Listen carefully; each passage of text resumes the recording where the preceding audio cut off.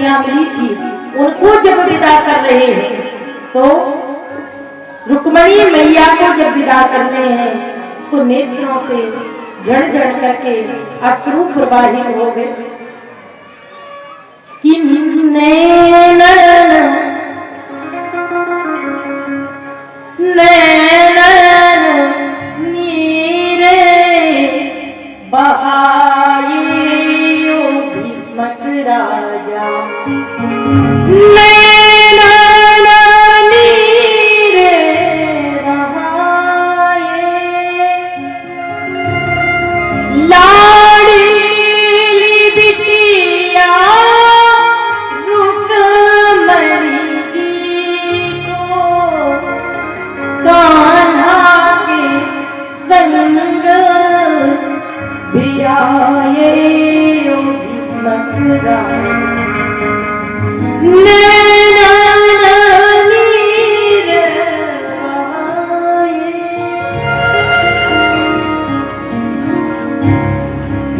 विदा कर रही रुक्मणी जी सबके हृदय से लगती जा रही है और सभी सखियों से माता से मैया रुक्मणी विदा मांग रही है और बेटी गाय बेटी और रोटी जीवन में संभल करके देना, नहीं तो महाराज बड़ी परेशानी में फंस सकते हो।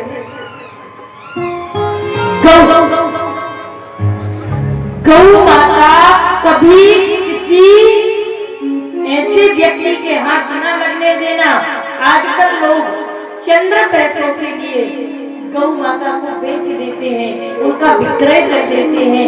जरा सोचो कि यदि वही गौ माता यदि कसाई के हाथ में लग गई, यदि कसाई के हाथ में पड़ गई तो तुम्हारा क्या होगा?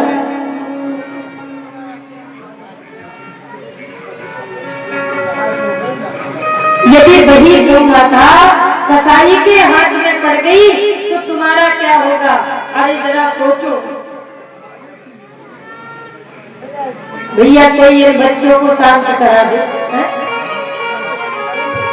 और ये बच्चे पुंगी बजा रहे हैं, को कोई रोक नहीं सकता क्या? आप लोग थोड़ी शांति का परिचय बनाए, क्योंकि कथा में व्यवधान होता है।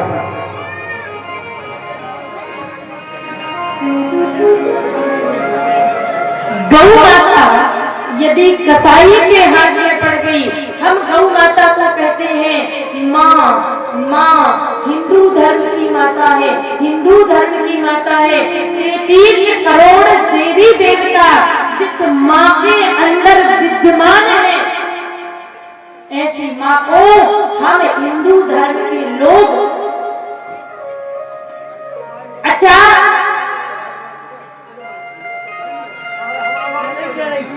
सारे धर्म सुरक्षित है, लेकिन हमारा हिंदू धर्म सुरक्षित नहीं है। हम हिंदू धर्म में एकाग्र नहीं है। क्यों? आप हिंदू धर्म के प्रति अग्रसर नहीं है। हम एकता ही नहीं है। हम क्या करते हैं? हमारी गाय माता है सनातन की, कोई भी उसका अपमान कर दे, कोई भी उसका कुछ भी कर दे। कई लोग तो खोलता हुआ पानी डाल लेते हैं, तब भी हम कुछ नहीं कहते। और अपनी गौ माता को चंद्र पैसों में बेच करके कसाई के हाथ से कटवा करके धिक्कार है हम हिंदुओं पर। उन्हीं की चर्बी से बने हुए जूते पहनते हैं, उन्हीं की चर्बी से बना हुआ बेल्ट लगाते हैं, उन्हीं की चर्बी से बना हुआ पर्स लेते हैं। अरे धिक्कार है, इससे अच्छा तो हमें डूब के मर जाना चाहिए। अरे हिंदू धर्म की माता है, 33 करोड़ देवी देवता विराजमान है। अरे गाय का कौन सी चीज ऐसी है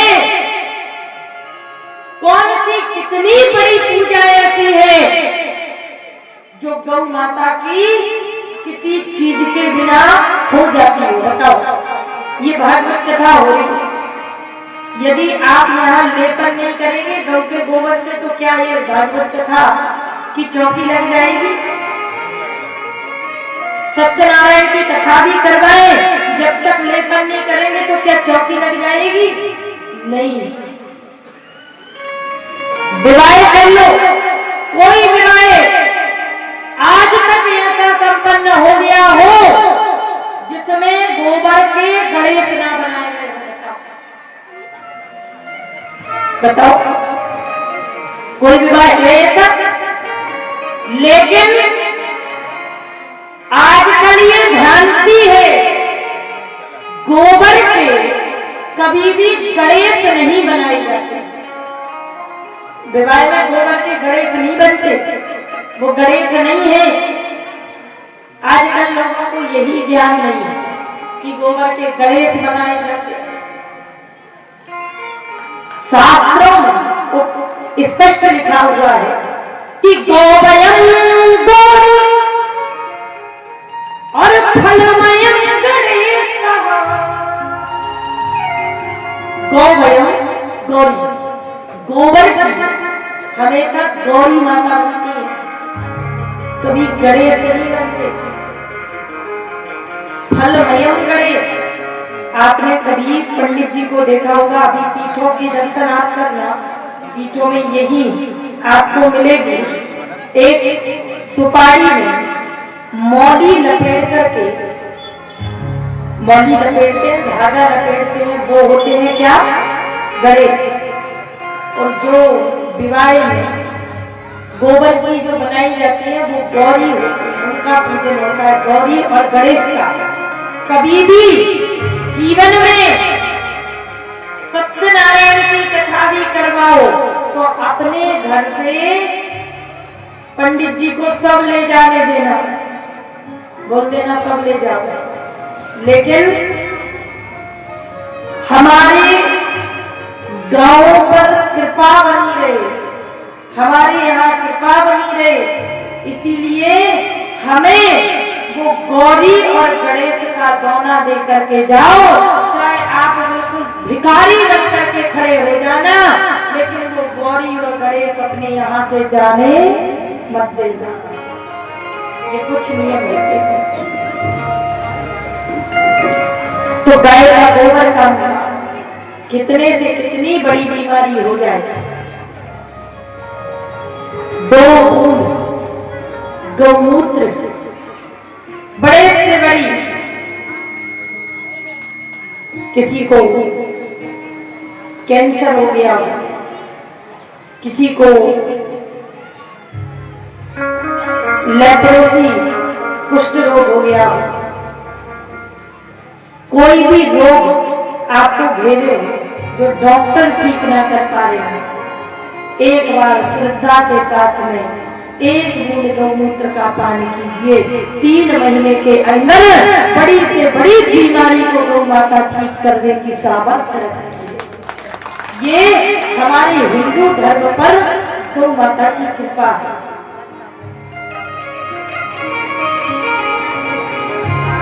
गाय का दूध का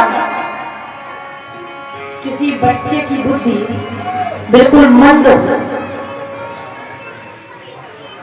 महाराज गौ माता का दूध, कच्चा दूध, आप कच्चे दूध में थोड़ा सा 1 बूंद गाय का देसी घी डाल करके उस बच्चे को 3 महीने तक पिलाइए। 1 बूंद घी, उसी गाय का 1 बूंद देसी घी डाल करके आप पिलाइए। 3 महीने के 4 महीने के अंदर उस बच्चे की बुद्धि में सुधार अवश्य आएगा। ये गौ माता की कृपा है। गौ माता हमको क्या नहीं देती, साक्षात गौ के गोबर में लक्ष्मी का निवास है। गौ के गोबर से लेपन घर में होता है, उसके घर में लक्ष्मी सदैव निवास करती है। आजकल तो गाय के गोबर से लेपन करना बंद ही हो गया। आजकल तो घर में पोछा लगता है, तो घर का भी बिल्कुल पोछे जैसा होता जा रहा है। क्यों? क्योंकि हमने अपने धर्म को छोड़ा, हमने अपने कर्म को छोड़ा। आज कितने दरवाजे ऐसे पड़े रहते हैं जिनमें महीनों महीनों गाय के गोबर से लेपन नहीं होता, जबकि कम से कम दरवाजे पर तो होने ही चाहिए। तो हम अपने संस्कार भूलते जा रहे हैं, अपनी सभ्यताएं भूलते जा रहे हैं। इसीलिए प्रभाव है कि हम अपने धर्म से हटते जा रहे हैं। कभी पहले गांव में प्रभात फेरी निकलती थी, आज भी निकलती है। अब यहाँ निकलती हो, अन्यथा नहीं निकलती है, लेकिन हर गांव में प्रभात फेरी जरूर निकलनी चाहिए। अब कई लोग शोर ना करे, बिल्कुल माता है। बस आज की और बात, वैसे हम आपको बता तो वो रहे हैं इस मंच से कि जीवन में कुछ ना कुछ चीजें आप इस कथा से उतारें, ताकि कथा तो आप सब सुनते हैं, भगवान की लीलाएं सबने सुनी है, सब जानते हैं, और सब आपने अभी तक 25-30 कथाएं सुन भी ली। लेकिन जिससे आपके जीवन में सुधार आए, जिससे आप अपने धर्म को जाने, आप अपने कर्म को जाने, इसलिए प्रत्येक चीज को आप ध्यान में रखते जाना और वही करने का प्रयास करना जो यहाँ से आपको बोला जा रहा है। केवल इस कान से सुन के इस कान से किसी को उड़ाना नहीं। रमेश राय की माताएं तो नहीं उड़ा देंगी, तो इस कान से सुने। और जैसे ही अच्छा देखो, कहते हैं ना कि एक बार राधा नाम लो सारे पाप कट जाते हैं। तो पंडाल में हम सारे पाप काटते हैं, और जैसे सीढ़ियों से नीचे गए, किसी की अच्छी सी चप्पल दिखी, सब प्रेमी और पूरा सनीचर लेके पूरे पाप लेके गए घर को। यहाँ काटे और वहां चला के घर को चले गए। बोलिए वृंदावन बिहारी लाल की। तो चंद्र पैसों के लिए गाय को ना बेचें, क्योंकि जरा विचार करो कि जब हमारे ऊपर एक बूंद खौलते हुए पानी की गिर जाती है, एक बूंद उबलते हुए पानी की गिर जाती है, तो हमारा पूरे शरीर में कष्ट हो जाता है। यदि दांत में दर्द हो जाए तो हम पूरी रात नहीं सो पाते, यदि हमारे पैर में दर्द हो जाए तो हम पूरी रात नहीं सो पाते।